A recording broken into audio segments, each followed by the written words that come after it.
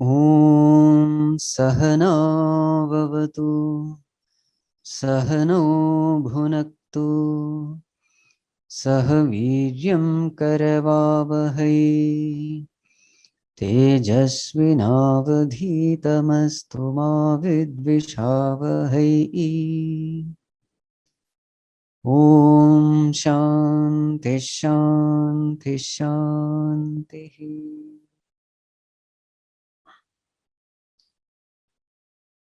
Jaya Jaya Rama Janaki Rama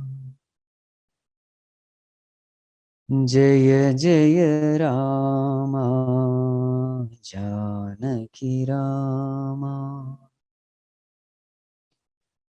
Raghukula Bhushan Raja Rama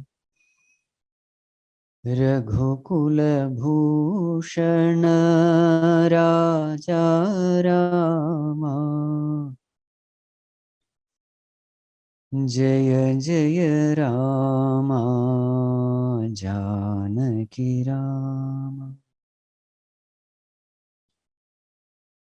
Tapasaranjana Taraka Nama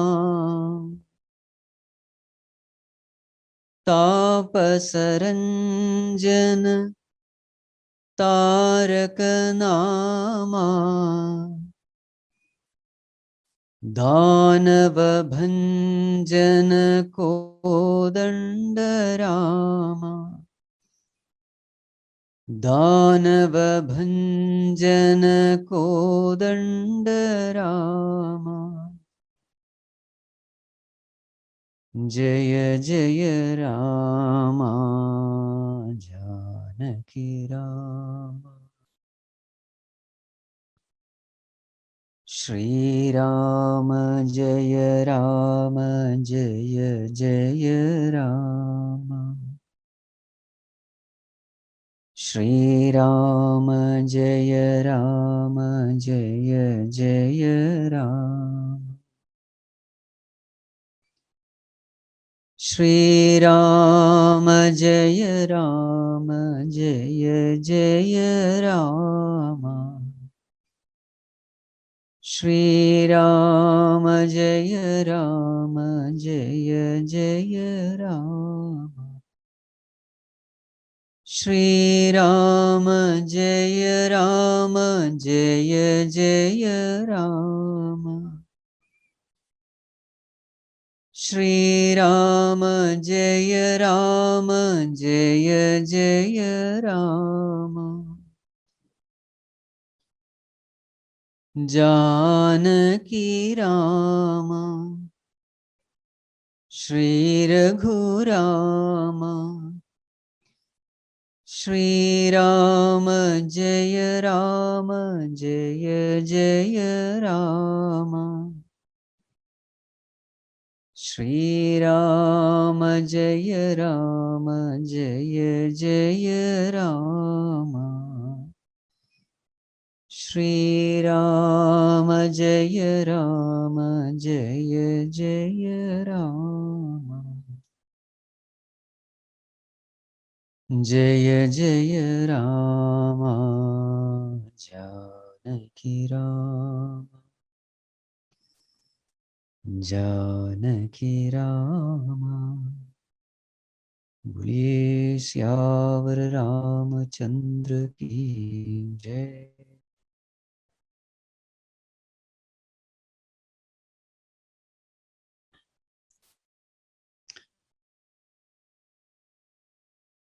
So yesterday we started with a definition of what is devotion for God. So what is devotion? In simple terms, devotion is nothing but the emotion of love directed towards God. Now, how is this divine love unique compared with worldly love. This divine love is such that when it fills our heart, we get a glimpse of our perfect nature, of our immortal nature. And this devotion is such that it makes us completely fulfilled and totally contented. This doesn't happen with worldly love. And that is the reason divine love is sought after by all wise people, the noble people, the devotees, the saints, the sages. They all seek this one thing from God. So yesterday we had also seen the two types of devotion, the wavering devotion and unwavering devotion. In the beginning, we all have to start with wavering devotion. And why does this devotion waver? Our devotion wavers because our attachment to the world is stronger than our attachment to God. When this happens, the devotion wavers, especially when tragedies and calamities, etc. come. Somewhere the mind becomes busy with worldly worries and anxieties, and in the process, the mind forgets God. Now, this is called devotion in its wavering state. We doubt God, we doubt the existence of God, we doubt the love of God, justice of God. All these things happen when devotion wavers. So therefore, we must cultivate unwavering devotion for God. This 3-day talk is a discussion on how to cultivate this unwavering devotion for God. So yesterday we were seeing that the method to cultivate this devotion, this love for God, is the same as how a child cultivates devotion for its mother. So therefore, let us learn this art, let us learn this method, let us learn this technique of how to cultivate devotion from these little children. Yesterday I was saying that these babies are the happiest beings in this world. So how to become happy through devotion? Let us learn the technique of gaining this happiness from the happiest beings, namely the little children. Right. So now let us enter into the world of a little child.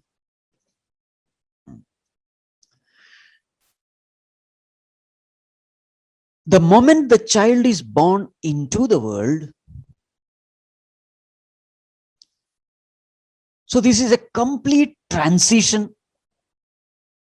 The child is born from the world of womb to this external world.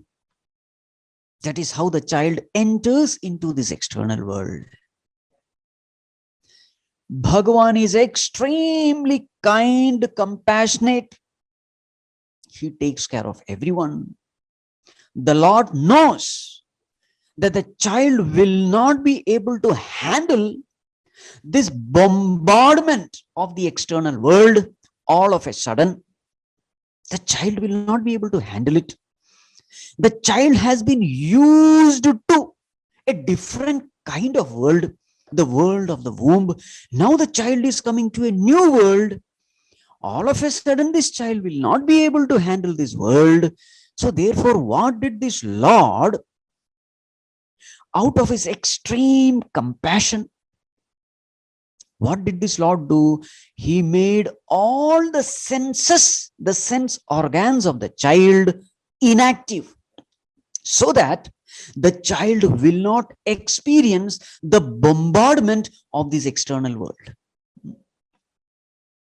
So you will find when the child is born, it is not able to see, it is not able to hear, etc. All these major sense organs, especially the ability to see and ability to hear, they are considered to be predominant in our interaction with the outer world. So these sense organs are deliberately made dormant, deliberately made inactive, so that the child will not be affected by these sense organs. And so once the child comes out, slowly, this sense organs start manifesting itself. These sense organs start becoming active, and slowly the external world starts entering into this little child. Slowly, in a graded fashion. In all this, we will have to see the love, the care, and the compassion of that omniscient Lord. How beautifully he is taking care of this little child. The syllabus is given in a graded fashion. All of a sudden, this complicated world cannot enter into the baby and should not enter into the baby. The special care is taken. Exactly like we give the syllabus for little children. Small children are given A for apple, B for ball. That is enough. Later on, slowly the child is introduced to 1, 2, 3, etc. Then the child is introduced to addition, subtraction. Then the child is introduced to multiplication, division. Slowly enters the complicated mathematical things. And finally, the very same child, once it grows up, it is able to handle complicated, advanced mathematics. The child is able to handle language. But in the beginning, the starting is always with A for apple, B for ball. In the same way, this little child also is exposed little by little of the external world. Not all of a sudden. For example, the eyes, if you see the newborn baby, you will find that the eyes are closed. Why the eyes are closed? Because the eyes will not be able to handle this extreme light coming from the outer world. Because the world of the womb is the world of darkness, and now the child is coming into the world of light. The eyes cannot handle this light all of a sudden. So you will find that a newborn baby has its eyes closed. And slowly, the eyes open up. Even though the eyes are open, it is not able to see. And slowly the child is given the ability to focus. And it is said that in the initial days, the child is not able to see whole world, etc. No, only a few inches in front of it, only that much. See the care of the Lord. Only a few inches in front of the child is able to see. The rest of the whole infinite expanse of the world is completely hidden as far as the child is concerned. So the child is exposed to a small external world. And then slowly. And in the beginning also it is said, the child is only able to distinguish between black and white. That's all. The child's brain cannot distinguish between various colors. A specific care is taken. The child is not burdened with complications of the world. And slowly, as the days progress, each and every sense organ start manifesting itself, start becoming active. And now slowly the world enters into the child. Now There is Shabda, Sparsha, Rupa, Rasa, Gandha. Child is able to see, the child is able to hear, smell, touch, taste. Slowly the child is exposed to the outer world. And now what happens when the sense organs become active? The attention of the child goes from inside to outside through these sense organs. The child is able to pay attention to the Sparsha Rupa Rasa Gandha of the world. The sense organs are the means, they are the outlets, they are the gates through which we go out and become extrovert. This is what happens. And now the child starts experiencing the world. Now, what is the most important thing when we live in this world? The most important thing is the knowledge of who am I. It is not just the seekers who need to know who am I. Even to live in this world, one must have this knowledge. Who am I? So then, this child, he has to find the answer for this. So it observes the experiences in the world. Remember the technique of learning. Observe experiences in life. Analyze these experiences and come to the right conclusion. So this set of conclusion is called understanding, knowledge. So now the child observes the experiences in life, and what does the child find? The child clearly finds that in this world there is something called this body, and whatever happens to this body happens to me. If there is a pain in this body, that pain is experienced by me. If there is pain in somebody else's body, it is not experienced by me. But if there is a pain in this body, I experience it. There is a direct connection between my experience and this body. Also, I have freedom in moving these limbs, the hands, legs, etc. I can decide when to move, how to move, etc. So the child observes that this body is something which is directly connected to it. So slowly it comes to this conclusion, this body is me, and anything other than this body is a part of the world. So through observation, through analysis, intelligent, logical analysis, by then the brain also is developed to do this analysis. Only then Bhagavan has exposed the child to this world. The brain is capable of doing this analysis. Logical thinking is possible. And now the child comes to this conclusion, a great conclusion. He gets the answer of who am I? Who is me? I am none other than this body. How did you come to this conclusion? Anything happening in this body is happening to me. I experience it, whether it is joy or sorrow, whether it is pain or pleasure, I directly experience it. Therefore, this boundary of this body is my boundary, it is me. So now the child has a clear understanding, this is me, that is world.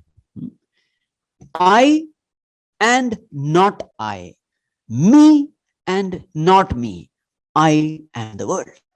This is the first knowledge the child gains.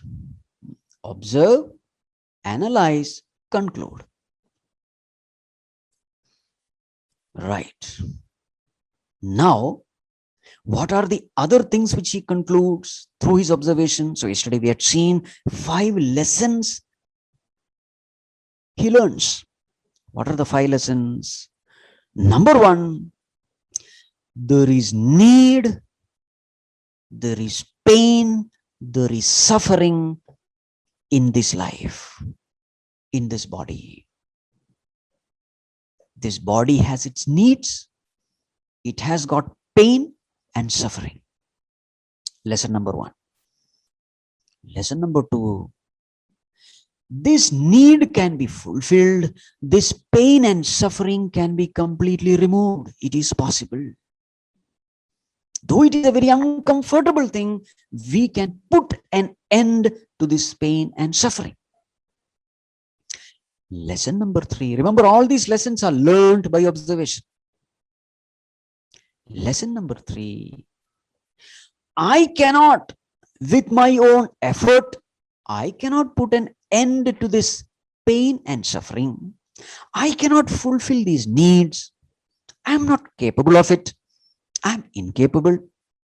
I am helpless. Lesson number three. Lesson number four.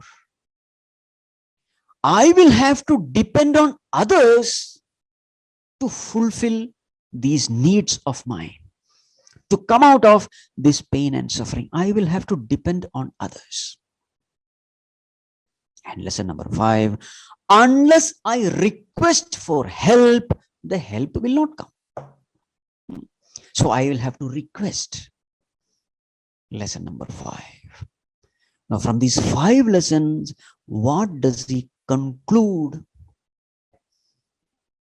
The conclusion is, I am utterly helpless. The conclusion is, I am utterly helpless. The child is aware of this fact. Utter helplessness is the conclusion. Now, this conclusion is very interesting because the moment we start depending upon our sense organs, the moment we start going out into the external world through our sense organs, what happens? We get disconnected from the divine, because going out means getting disconnected from the divine. Going in means getting connected to the divine. What is the end result of going out through the senses into the world? What is the end result? The end result is the experience of utter helplessness.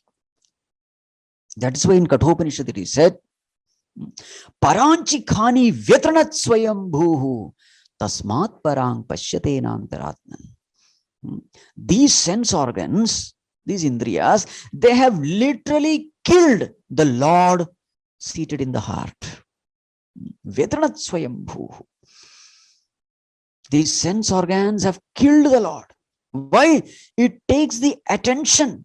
It takes our attention into the world. It makes us extrovert. It makes us look outside, and therefore we don't experience the Lord seated in our heart. Our attention goes outwards, though the Lord is right here in our own heart, but we don't experience. And non-experience is almost equal to non-existence, because you are not experiencing the ananda of the Lord. The benefits of the presence of the Lord is not experienced. Therefore, it is equivalent to saying that there is no Lord. It is equivalent to saying as though you have killed the Lord in you.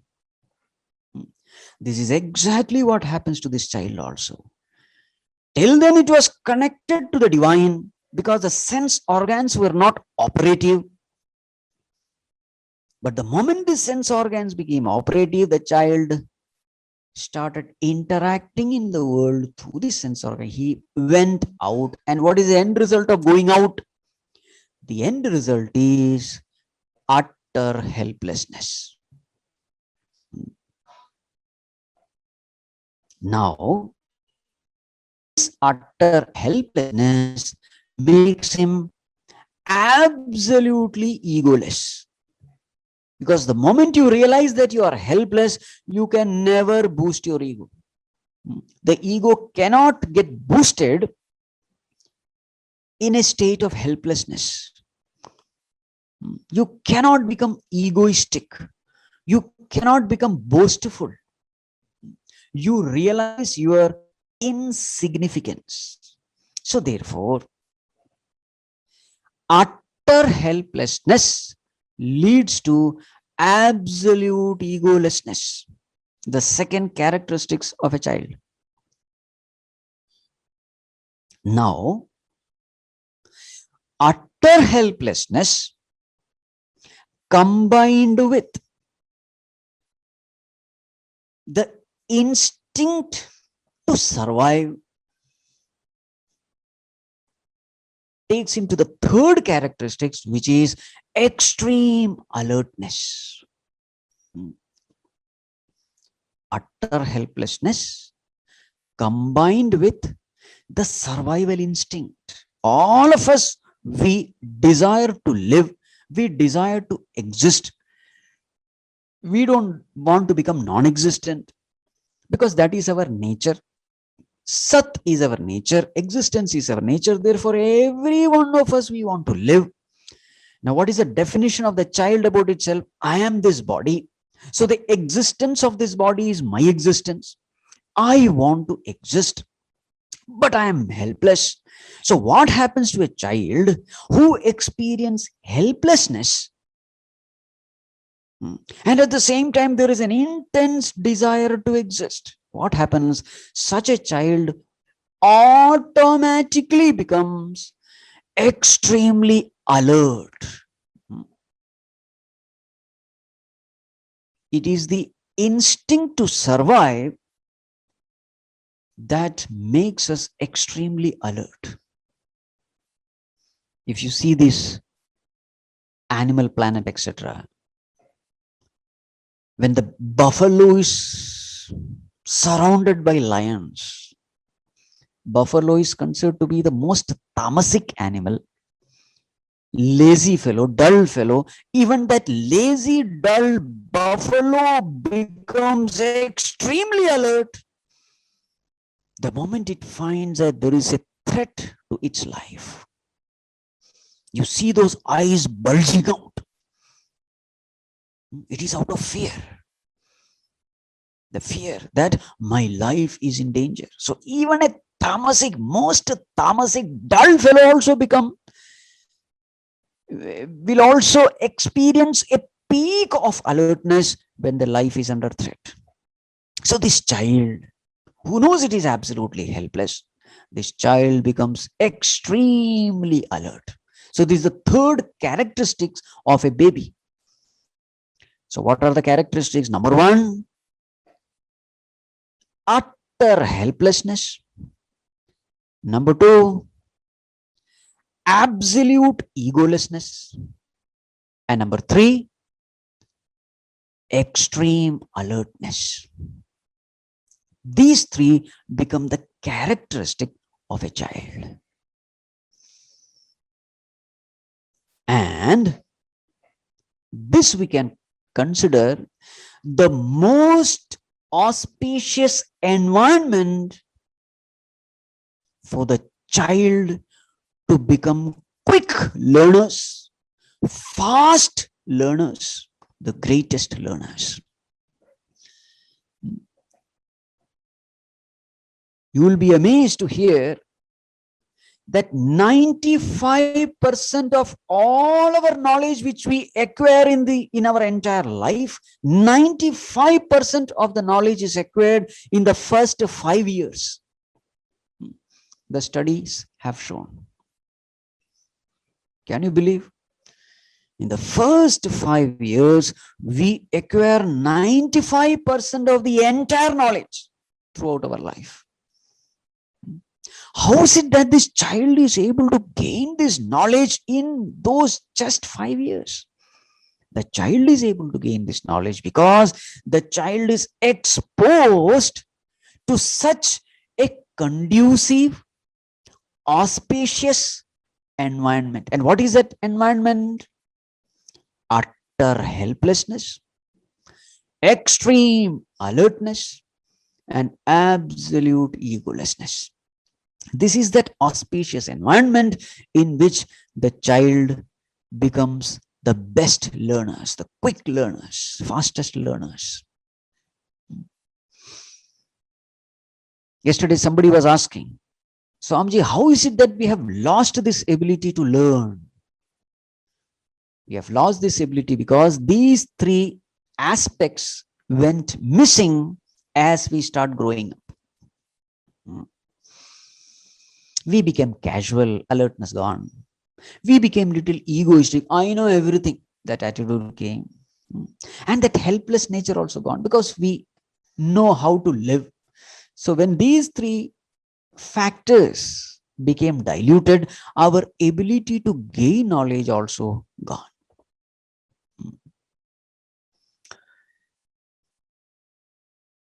You will find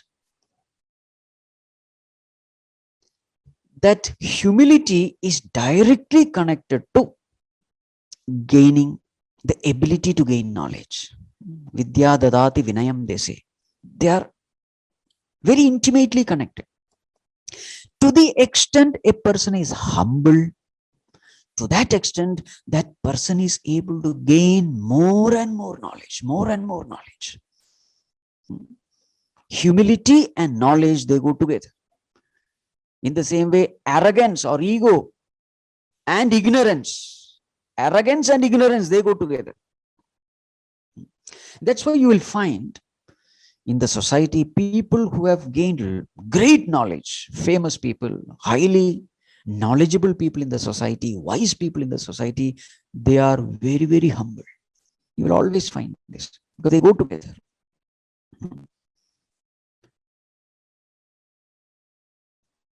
Socrates was declared the wisest man in Greece by oracle. So all those people, they gathered around Socrates, said, "Sir, you have been declared the wisest man. What do you have to say about it?" It is said Socrates told them, "I know only one thing, that I don't know anything." This was the answer of Socrates, the wisest man. I know only one thing, that I don't know anything.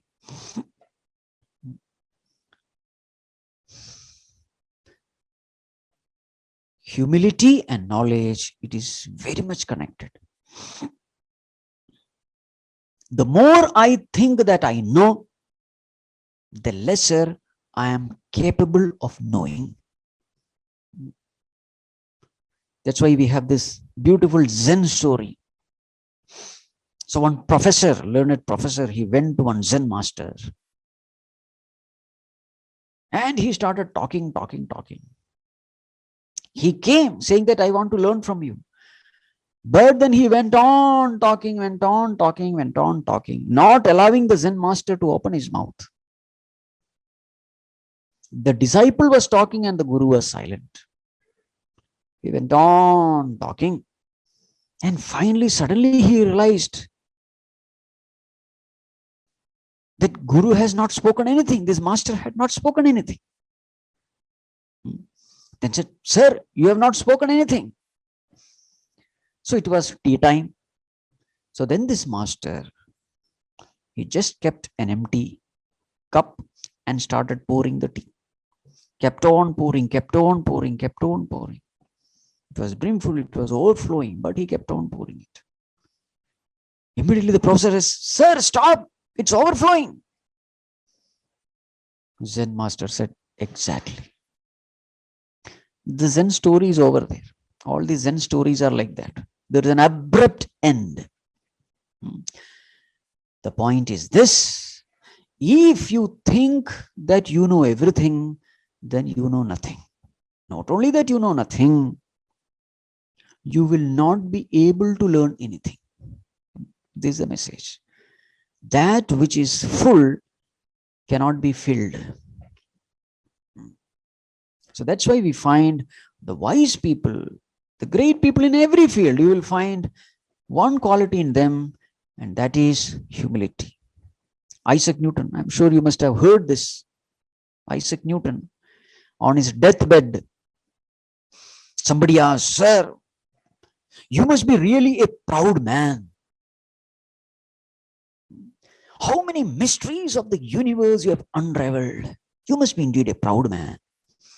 So it is said, Isaac Newton told this person, "Instead of feeling proud, I feel like a small child picking pebbles from the seashore while the entire infinite ocean lies in front of me unexplored.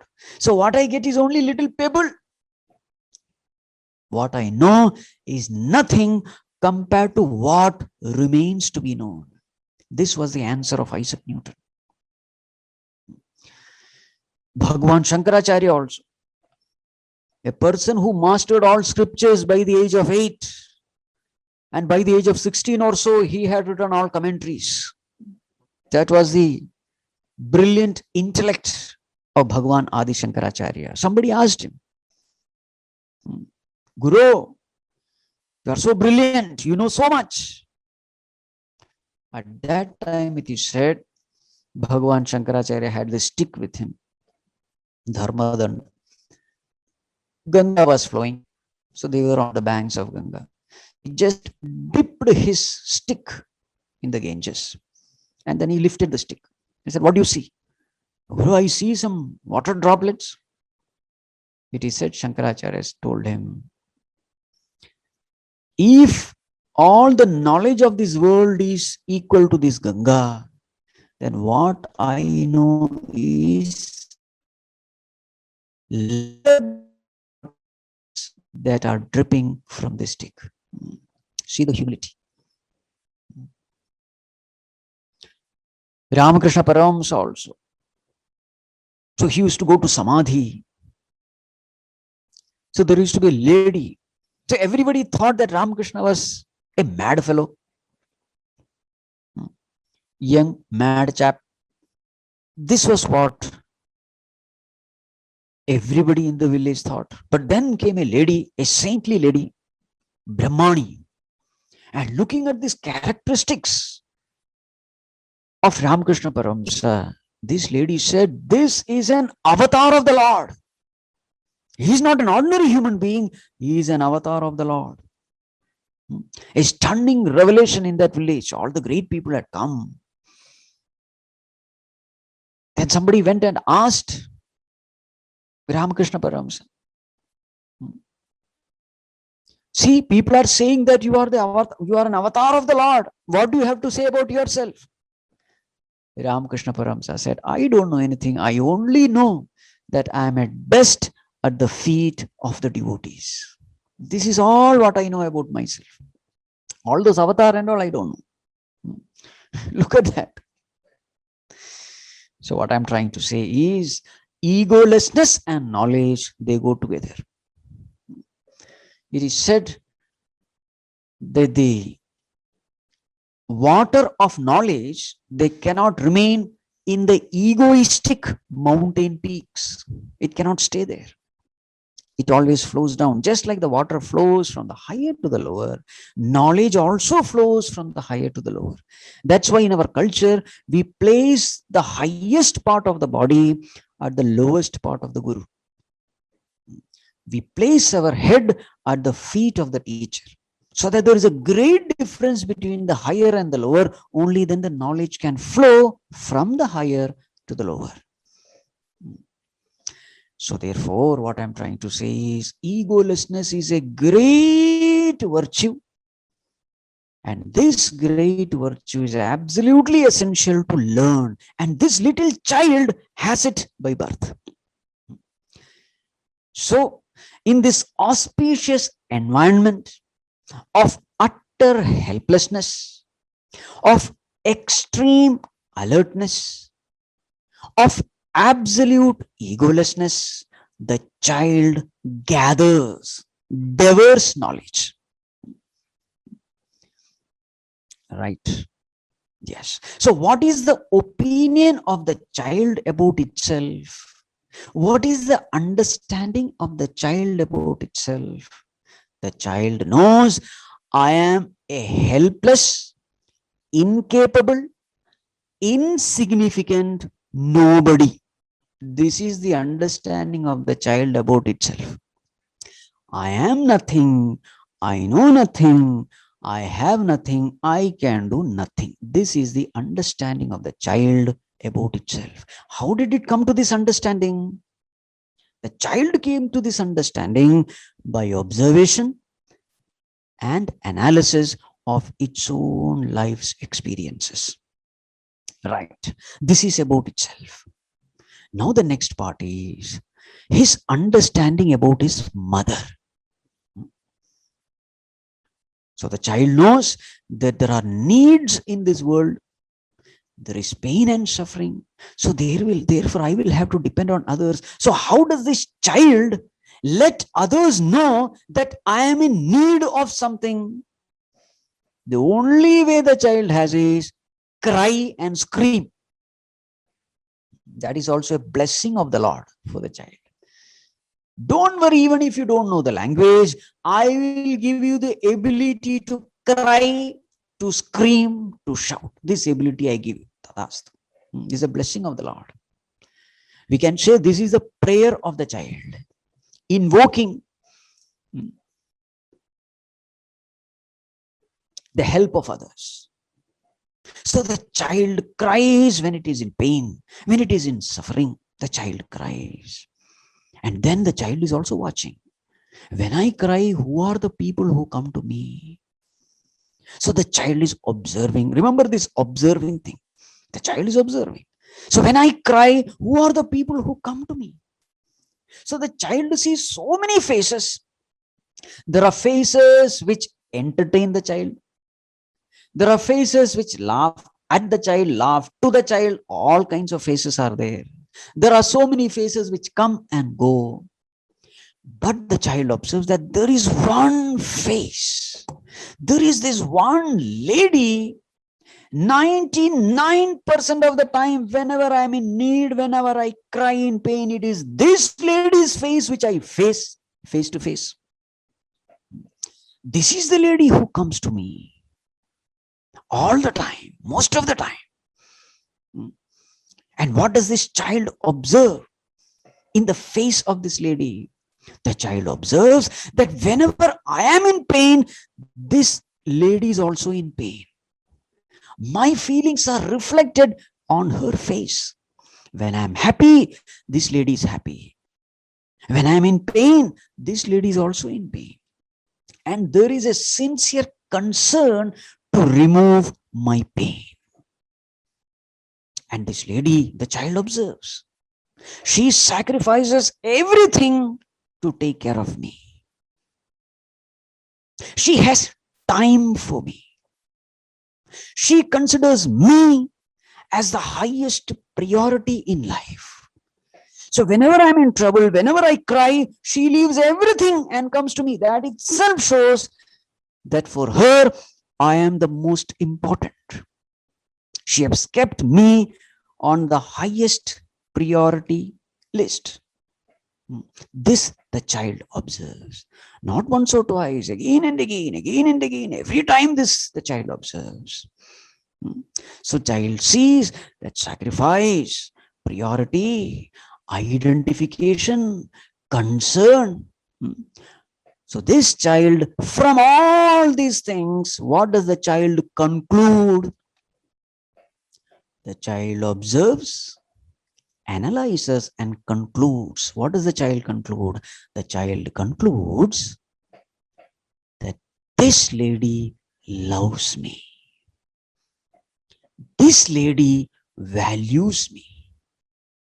I am important for this lady. This is the conclusion. Because what are the signs of love? Wherever there is love, there is concern, there is identification, there is sacrifice.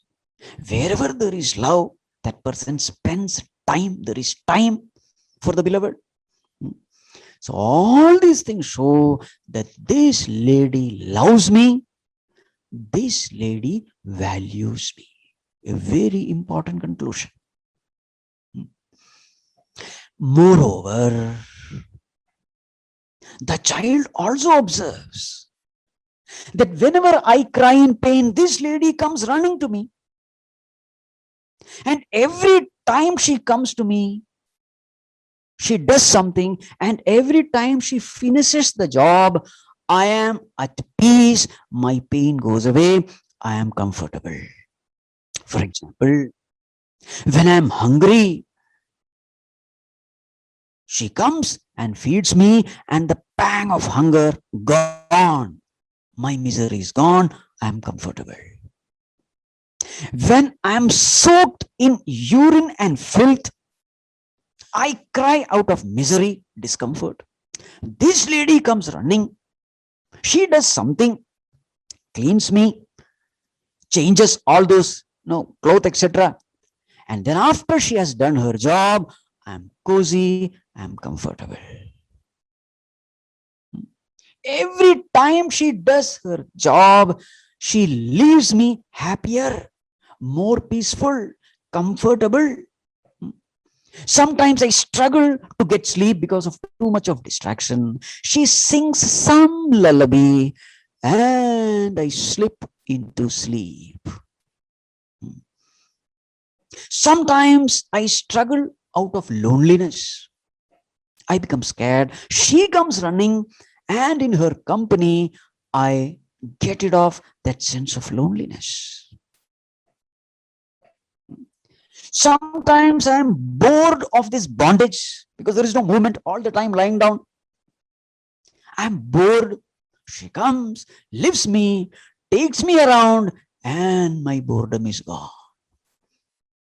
So every time she comes, she makes me happier. So therefore, now what is the conclusion? The conclusion is, she is valuable for me because she is the source of happiness for me. Therefore, I value her, I love her. This is the conclusion. What was the earlier conclusion? She loves me, she values me. And now I love her, I value her. Time and again and again, day after day, child is seeing this. Child is observing these experiences. And the child analyzes these experiences. And then this child comes to this conclusion. The mother values me, loves me. I love my mother. I value my mother. This bonding the bonding between the child and the mother becomes very, very strong in this process. And a time comes, the child has extreme love, faith, surrender, trust in mother. And finally, the mantra of happiness for the child is, what is the mantra of happiness? If I am with my mother, only then I am happy. So what should I do to become happy and secure?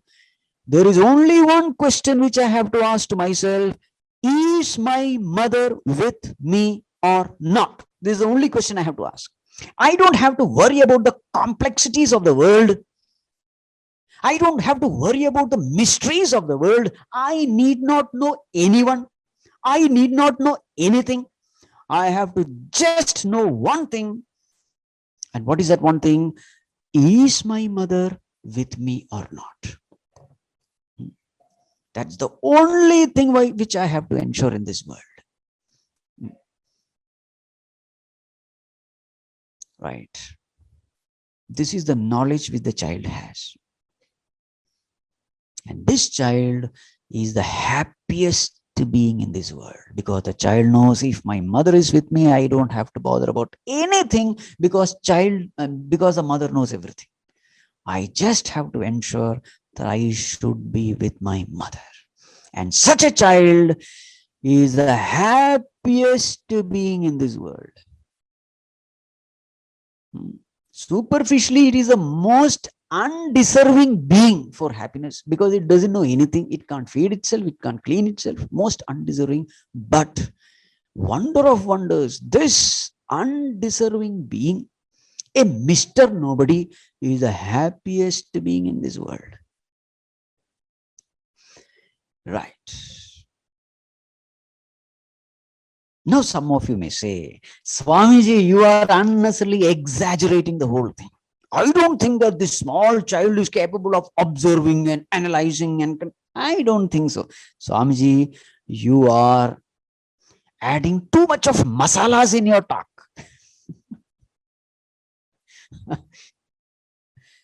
Well, now let us test the knowledge of this child.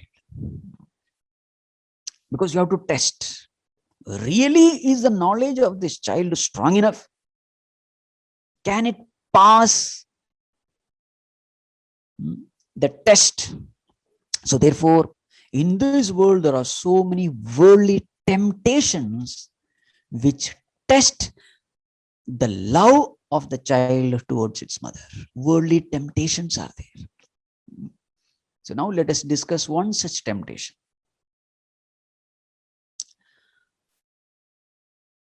So here is this mother. She always carries this little baby. Now I'm talking of this, olden days village scenario. So in the olden days, normally they had very few shops.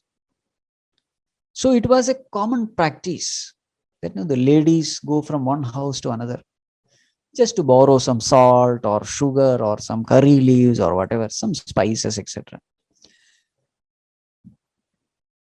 So whenever she goes, there is another added benefit, and that is, along with it, she also refreshes herself with gossip.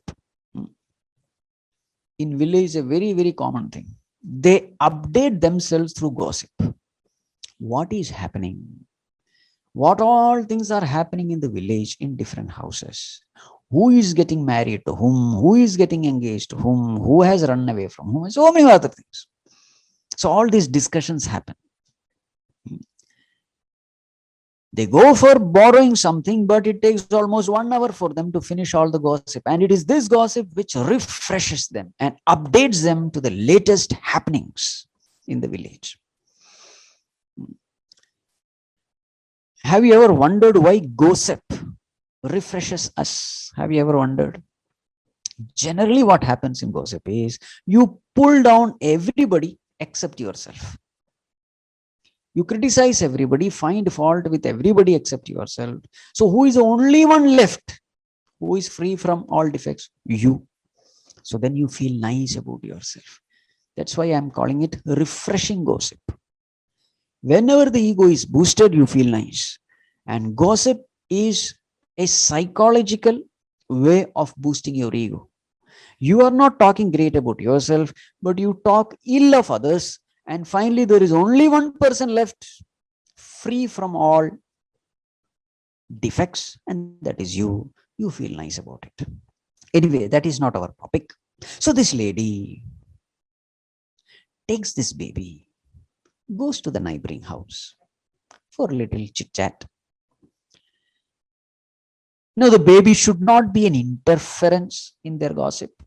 So the lady of the other house, so both of them are there, she gives something to eat for the child, some sweet or some toys are given.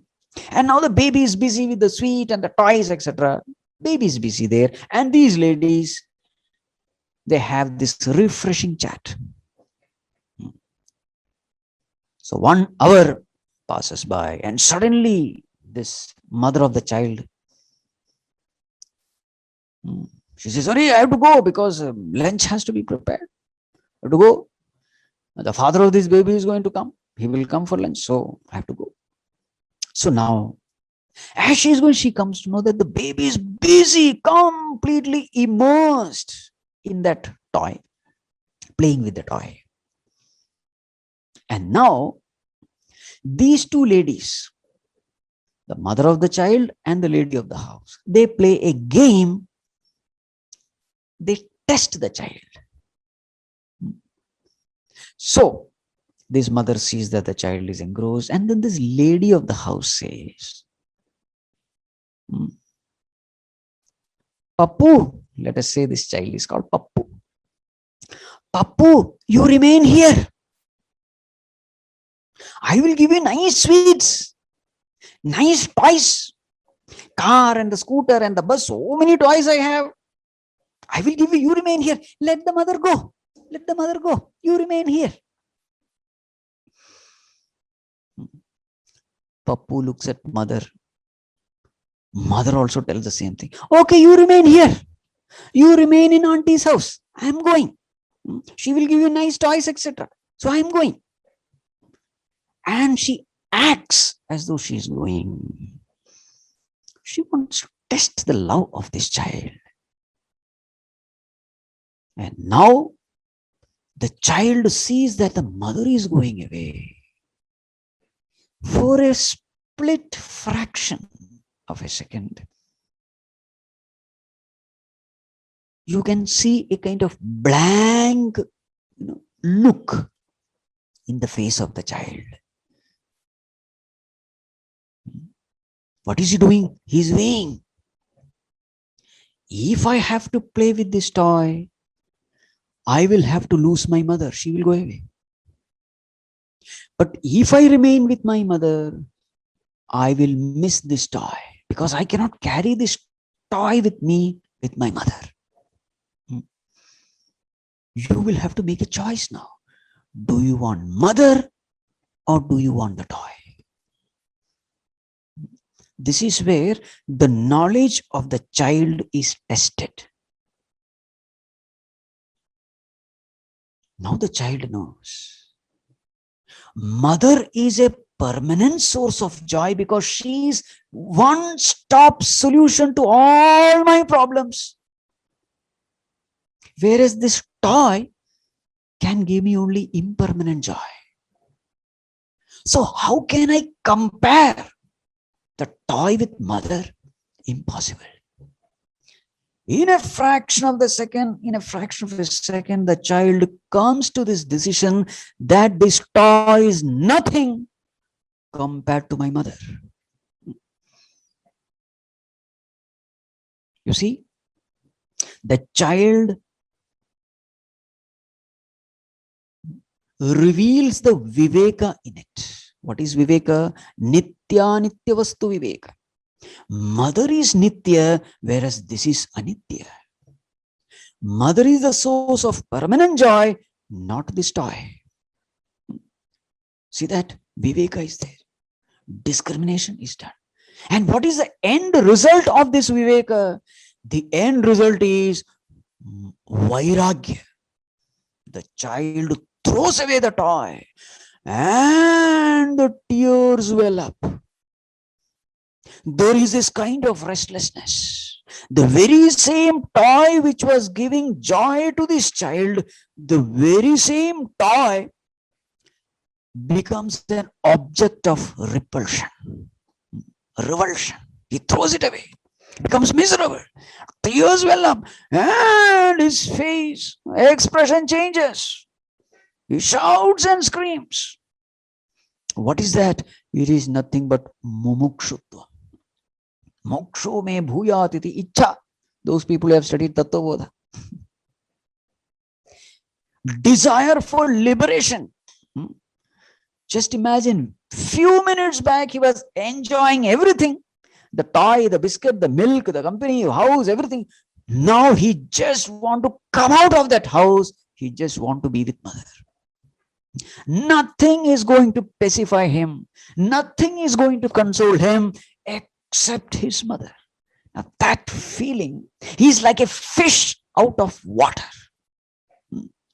I want to get liberated from all this so that I can become one with my mother. Now this feeling is a live demonstration of mumukshutva, one of the greatest virtues of seekers. His attitude towards this toy is a live demonstration of vairagya, dispassion. According, he is very clear. Nothing can compare my mother. Nothing. And then the child That body language itself shows that I cannot be consoled without my mother. And the child, he doesn't care about who is listening, what others will think of me, nothing doing. And then what happened? That Amma comes running. She lifts the child, hugs the child, showers the child with kisses and say, "Oh, Papu, my dear child, do you think that I will leave you? No, no, no, no. You are my apple of the eye, Kanna." In Tamil, they say Kanna. Kanna means eye. You are the apple of my eye. How can I live without you? And the mother hugs the child. And that lady of the house also feels very bad that she hurt the child. So she goes inside and gets one lollipop and she gives to the child as a part of repentance for the sin committed. So that lollipop is given and the child is happy. Now, the child has no problem with lollipop because the lollipop can be along with mother.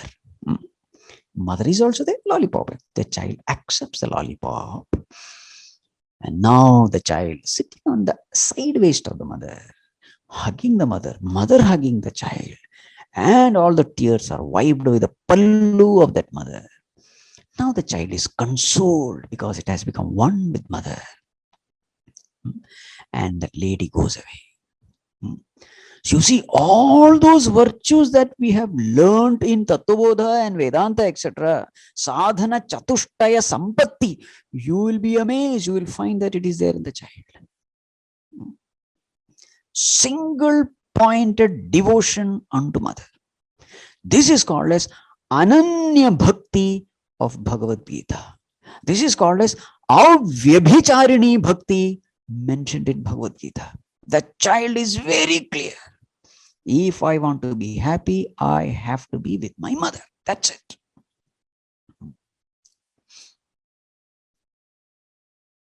Sometimes in marriage function also you see.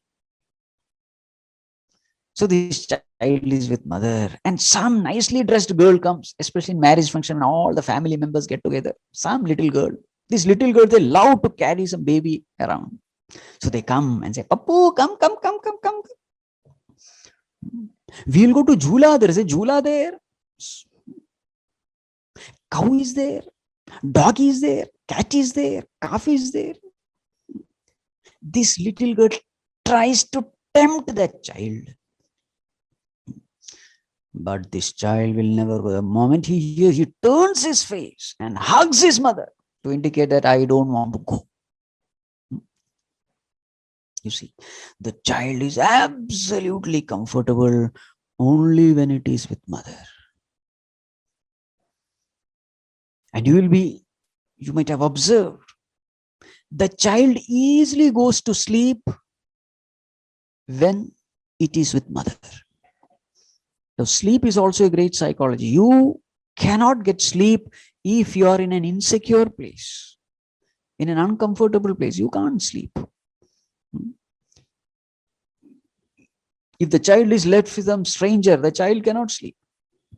But the child easily slips into sleep when mother is holding the child, because then the child need not be in that alert mode. It can relax because it is in comfortable, secure, safe hands. This child knows, and end result is sleep. So this tells something about how child feels about you. If the child is able to sleep in your hands, understand the child trusts you. So from this child, we will learn the important lessons of cultivating devotion. How did this child gain this knowledge? Observing, analyzing, coming to certain conclusion, and behaving according to this understanding, this philosophy about life. Now, applying this, that we will do tomorrow. It's a different topic. So now, let us open the floor for question answer session. Thank you, Swamiji. We will now have a 10-minute Q&A session. All those who would like to ask a question, kindly raise your hand in the participants box. And when your name is called out, kindly unmute and ask your question. Hari Om Swamiji, there is a question from Bankim Vakil to the admin, which is, and it says, what is it we do to become childlike? That is the topic of discussion tomorrow. Hari Om. Usha Ma. Hari Om, Swamiji. Hari Om. Swamiji, yes, it is nice to be childlike, but we always want our children to grow up, right? We don't want them to depend on us, and a clinging child is a problem for the mother, right? It is a problem for a worldly mother, not for a divine mother.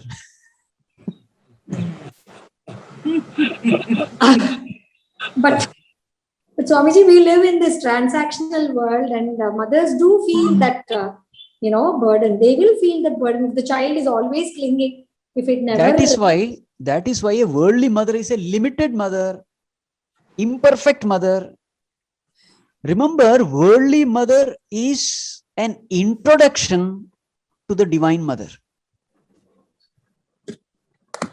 First, you are introduced to lower love, and so that from once you master the lower love, you understand the higher love. Lower to the higher, not directly higher. First, learn to love a mother who can be seen. Then you will become fit to learn a mother who cannot be seen. Okay. Yes. Thank you so much. Hari Om. Hari Om.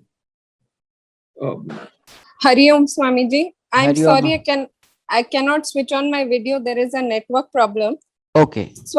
Swamiji, my question is that in today's times, the example that you gave was of a village lady, who spends 24 hours of her day with the child and takes the child along everywhere, which helps the bond to develop. In today's big cities and in our world today, it is the maid who is doing this job rather than the mother, unfortunately, most of the time. Yes. Mothers are going to work, or they're busy with other things, and it is the maid who is taking place of the mother. Yes. Is the bond, Swamiji, between those kids and mothers also that strong, or does that bond then not develop to the level that it did in olden times? That is why in the modern times you find old age homes. Why old age home? There is no bonding. Mother has no love for the child has no love for mother. Therefore, both of them value only money, and old age home can solve everything through money. So therefore, the very same son or daughter or whatever dumps the father or mother in the old age home. Remember, this old age home business was never there in the ancient times. Because the bondage was so strong, every child felt that it is my responsibility, my cheerful responsibility, a happy responsibility to take care of my father and mother. Their hearts were filled with gratitude. And out of gratitude, they used to take care of their parents. How did this gratitude come? It came because the child saw the amount of sacrifice which its parents have taken. Right, Swamiji. So this does affect the life of a child, the early initial months that you spend. Of course. That is why in our Vedic culture, it is always said that let the husband go out for work, let the mother take care of the household thing and rear the child. In Vedic culture, it was never there that husband and wife both going out for work. No. Mother has a very big responsibility of taking care of this child. I may be very rude, very many people may not like it, but I have to tell the fact. So Swamiji, is this just in the toddler years of the child, or would you suggest this is something that is important through many years of the child's upbringing. See, as the child grows, its brain also grows, its thinking ability grows, and slowly, slowly the child understands the limitations and imperfections of its worldly mother. This doesn't happen for long. Slowly the child becomes aware that mother is not all capable. As far as a small baby is concerned, that baby thinks mother is omniscient, omnipotent. She knows everything. But slowly when the child grows, the child understands that no. Under pressure, even my mother breaks down. There are moments when she cannot give any kind of peace or solace or solution to me. The child understands, and slowly the child shifts the role model from mother to somebody else. It is a natural process. At that time, we have to inculcate bhakti into the minds of the child. So the child understands, okay, worldly mother has limitation, but there is a divine mother, a supreme Lord who is perfect. So the attention should be shifted of the child from the worldly mother to the divine mother. Thank you, Swami. Hari Om. Thank you. Hari Om. Nisha Parekh ji, please. Hari Om, Swamiji. Hari Om. My question is, one is this lollipop that you mentioned, that the child is happy with the mother as well as the lollipop, because the lollipop is with the mother. Yes. So does it mean the lollipop represents the worldly part? Yes. So does it mean that, we can have Lord along with the world? Or because basically our focus has to be the Lord, like, Yes. Lord and only Lord. That is one question. Yes. Second, Swamiji, is like you said, 0 to 5. The child's mind set is by which he will be able to grasp knowledge will be the maximum. So Yes. if we parents impart spiritual knowledge during this period, Yes. will the seeds be sown, and will it benefit the child, like, in his latter life? Yes. Definitely it will benefit, Amma, because that's why we have started the Shishu Vihar now. Earlier we had only Bala Vihar, now we have started Shishu Vihar also. Why? Yes. Because that is the purest state of mind. You just, whatever you expose the child will absorb like a sponge. We have seen these Bali Vihar sessions and all. Small children learn Vedic chanting in 2 weeks. They are not able to read or anything. They can't even hold this paper properly. Many times they hold it upside down. They are paying attention somewhere, but just by listening to this chanting, they get the entire thing by heart. That is where I understood the purity of this, children's mind. So therefore, it is a responsibility to expose this child to the maximum goodness. Let all good divine samskaras, let the child absorb. So therefore, we have to expose the child to everything good. This is the answer to the second question. Your first question was about lollipop. Yes. You see, Janaka Maharaj, he never renounced his kingdom. He was there. So whatever responsibilities are there, there is nothing wrong in enjoying the world, but your priority should be God. Okay, Swamiji. Hari Thank you so much. Okay. Hari Om, Swamiji. Hari Om, Hari Om. Some people say that when one gets pretty old, he or she starts becoming a child again. Is that right or true? And what can be done about it? And the intensity of devotion when a child has towards mother, can the same level of intensity grow between God and the old person? See, in some aspects, an old man may be like a child. The old man feels helplessness, etc. But it is not right that child can be compared with an old man. According to Bhajagovindam, Vruddhastava Chinta Saktaha is mentioned. In the old age, you have only worries and anxieties and fears. In fact, you start worrying about death also, because death is one thing which takes away everything from you. All your bank balance, your assets, the whole life you have struggled to earn so much. Everything is gone in one shot with death. And after death, where you are going? So many kinds of worries are there, anxieties are there, fears are there. You cannot say that, old age is like you become a child. No way, no way. In some aspect, yes, all the nature's call, you sitting only doing like children. Somebody has to clean you. That way, yes, you are a child. Thank you, Hariom. Hariom. Hariom Swamiji, sorry, I Hariom. couldn't unmute myself. My question is, as students of Vedanta, we have been constantly reminded that I am not this body, and we have to stop identifying ourselves with that body. Yes. But from what I just heard from you, the moment the child is born, and you said by grace of God, he or she slowly develops their senses and starts identifying and believing that I am this body. Yes. So isn't it very contradictory, as in, first you learn that, you teach yourself that you are this body, and then as you finally progress in your journey, you have to unlearn what you learned the moment you came into this world. Yes, yes.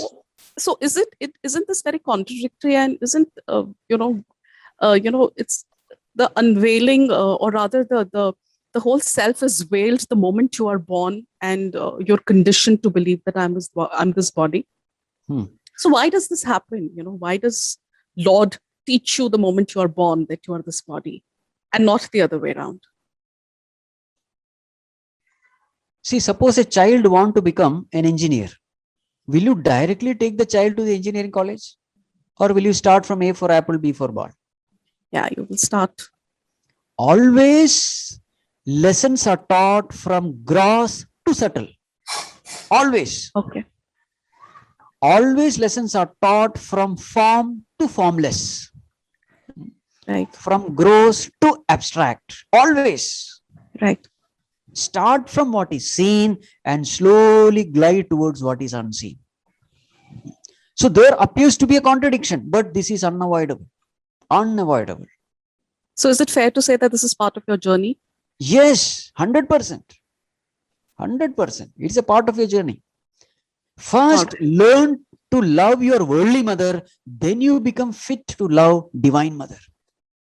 You see? It is not one step.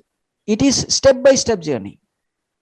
In fact, that is the reason why, the whole family drama is enacted. Because we say God is love. When we say define God, God is love. No, love is not something which you can learn by learning some definitions from textbooks. Love is something to be experienced. So for the whole world is nothing but a drama played to make you, to introduce you to love. What is love? You must know. So therefore this drama is there. Now you have loved your worldly mother. Now you understand what is the divine love. You are in a fit position to understand divine love. All right. Thank you, Swamiji. Hari Om. Yes. Hari Om. Hari Om. This will be the last question by Asmita, Miss Asmita Dhore. Ha. Hari Om, Swamiji. Hari Om, Amma.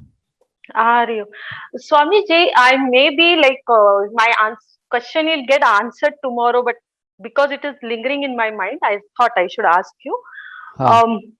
The child has only one capacity, that is his crying capacity, because that is the way he can get things from his mother, worldly mother. But as an adult, I always have this thought that I have this capacity, right, which I need to use it in the external world. Now, how do I connect this while requesting God to help me? Is like, I need to use my capacity, but without his help, I am capacityless actually. So how to connect this two? This is tomorrow's topic. Okay, I thought so. Application of the story is tomorrow. Okay, Swamiji.